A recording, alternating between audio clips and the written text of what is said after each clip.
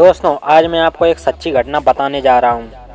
द्वितीय विश्व युद्ध से पहले की बात है। एक जापानी अभिनेता थे। वे हॉलीवुड में काम करते थे और अमेरिका में रहते थे। नाम पैसा इतना कमा चुके थे कि अब और काम करने की ज़रूरत महसूस नहीं होती थी। इसलिए वह जापान वापस चले जाना चाहते थे, पर इससे पहले वे एक बार पेरिस देखना चाहते थे। वे पेरिस पहुँच गए। वहाँ सबसे आलीशान होटल में रुके। होटल में कैसीनो था। वे वहाँ चले गए। रात बहुत हो चुकी थी। हाँ, उन्होंने जो कुछ कमाया था सब दांव पर लगा दिया।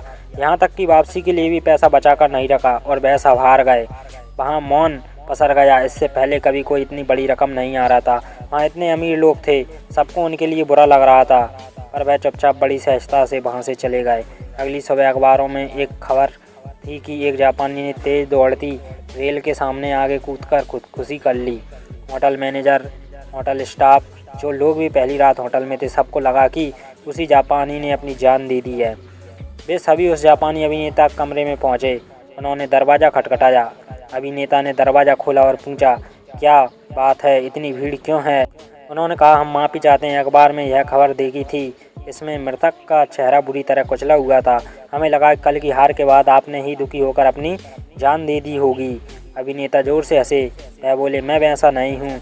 मैंने कमाया, मैंने ही दांव पर लगाया और हार गया, पर मैं केवल पैसा हारा था, खुद को नहीं। पैसा तो मैं फिर कमा सकता हूँ। जब मैं दोबारा कमाऊँगा तब फिर यहाँ आऊँगा और जुआ खेलूँगा। मैं इतनी सी बात के लिए आत्महत्या नहीं कर सकता।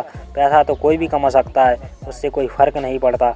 अगर मैं पैसा जीतता तो भी वही रहता, पैसा हार गया हूँ तो भी वही हूँ।